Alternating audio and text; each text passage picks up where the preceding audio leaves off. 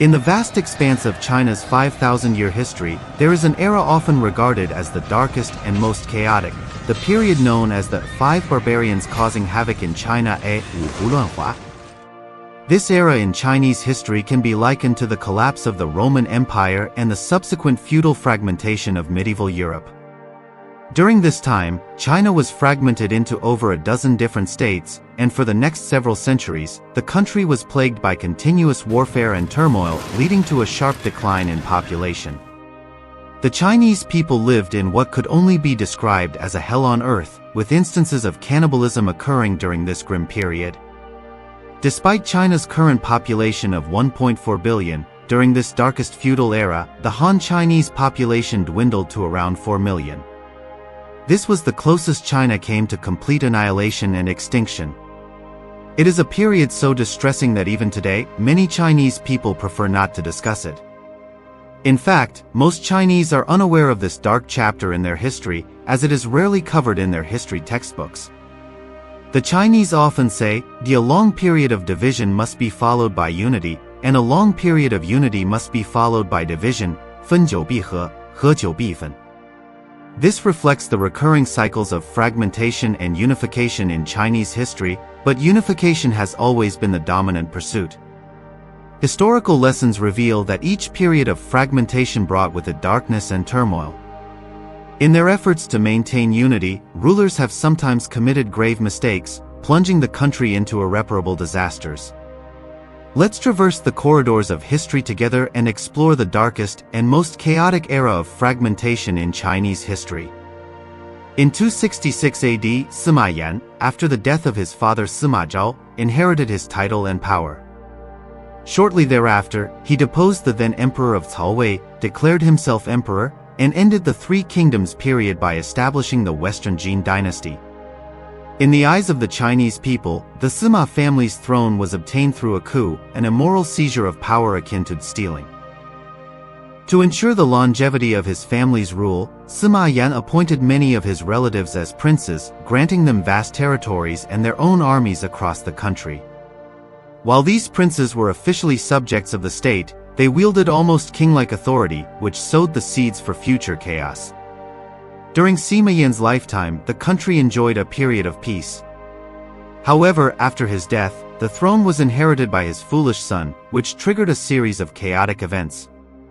This incompetent emperor's inability to manage state affairs led to the gradual accumulation of power by his empress, Jia Nanfeng. Ambitious and ruthless, Jia Nanfeng took drastic measures to seize absolute control. She not only killed the regents but also murdered the then heir to the throne. Her actions incited the ire of the princes throughout the country, who were dissatisfied with the empress and her family's conduct. This period of unrest and power struggle set the stage for the subsequent disintegration and turmoil that would plague China, leading to the chaotic era known as the 5 Barbarians Causing Havoc in China. Due to the empress's extreme and ruthless actions, she offended all the royal princes and found herself isolated. Consequently, she was soon killed in a coup led by another royal prince, Sima Lun. At that time, the emperor was merely a fool and essentially a puppet, creating a power vacuum. Unable to resist the temptation of the throne, Sima Lun deposed the foolish emperor and declared himself the new emperor. However, his actions incited dissatisfaction among other royal princes, as he had no legitimate claim to the throne according to the Chinese succession system. From this moment, China descended into chaos. The other royal princes began to vie for the throne, leading to a period known in Chinese history as the A Rebellion of the Eight Princes, 八王之乱, where 8 princes were the main contenders.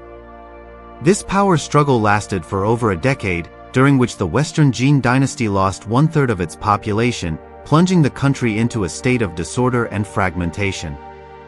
At the same time, nomadic tribes began to rise in power and frequently launched attacks against the Western Jin dynasty, ultimately setting the stage for the 5 Barbarians Causing Havoc in China, 五胡乱华. The 5 barbarians refers to 5 nomadic tribes, the Xiongnu, Xianbei, Jia, Chang, and Di. Although many other minority groups from surrounding regions also participated, their influence was relatively minor compared to these 5 dominant tribes. Among these, the Jie, Xiongnu, and Xianbei were particularly brutal and ruthless during this period of their development. After these tribes invaded China, chaos first erupted in the northern regions. By then, the Western Jin dynasty was too weakened to mount any significant resistance, helplessly watching as their territory was gradually occupied and dismembered by the nomadic invaders. The Han Chinese were reduced to slavery, and this period became an enduring nightmare for the Chinese people of that time.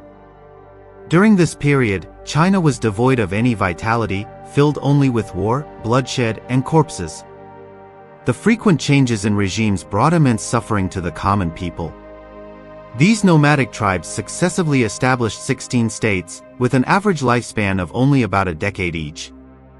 As a result, large numbers of nomads settled in the heartland of China, while many Han Chinese fled to the southern regions, directly altering the ethnic composition of China in later periods. The constant warfare among these various regimes left the populace homeless and destitute. The previously stable and developing agricultural economy was reduced to ashes amidst the conflict.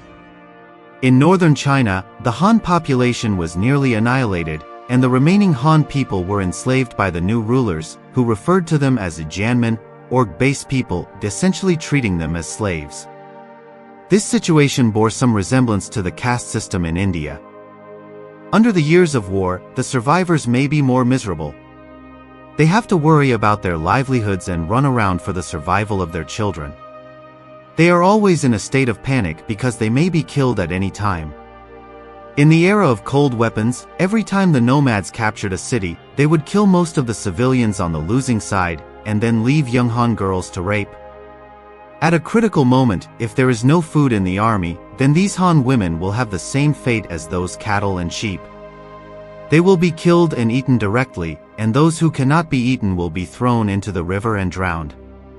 Due to the frequent famine caused by years of war, many people in the folk have the phenomenon of the exchanging children for food, which means that neighbors who are familiar with each other cannot bear to eat their own children, so they exchange their children with their neighbors to eat their own children so that they can survive. This is a heartbreaking scene. They can't feed their children and can only watch them die or be eaten. As time goes by, the Han population in the north paid a heavy price in this catastrophe. The original population of tens of millions suddenly dropped to about 4 million under the invasion of war. This period of history is filled with sorrow and despair, and is the darkest and most helpless era in Chinese history. In the year 350 AD, China witnessed the emergence of a Han Chinese hero named Mi. He issued a decree known as the Kill the Hu Decree, initiating a mode of revenge. Within 3 years, he slaughtered hundreds of thousands of Hu people. However, due to the relative weakness of the Han forces at the time, Mi was quickly defeated by the nomadic tribes. Nonetheless, his spirit greatly inspired the Han people, leading to widespread unity and resistance against the Hu. One nomadic tribe, the notoriously brutal Jie, was directly exterminated by the Han people. Renmin's appearance made the leaders of the Hu people realize that massacre could not solve their problems. They discovered that Han culture was more cohesive and attractive than theirs, prompting these nomadic tribes to begin the process of Sinicization. Subsequently, many nomadic regimes began to comprehensively prohibit the slaughter of Han people and started to employ Han Chinese in governance. They gradually learned Han clothing, language, and customs, and intermarried with Han people, accelerating their integration into Han culture. With this infusion of new blood, Han civilization began to rise again, leading to a resurgence and eventual reunification over the next 100 years. Alright friends, that's it for this episode. Thank you for watching. If you enjoyed our channel, remember to subscribe and hit the notification bell. Feel free to leave your suggestions in the comments, and we'll carefully consider them. Goodbye.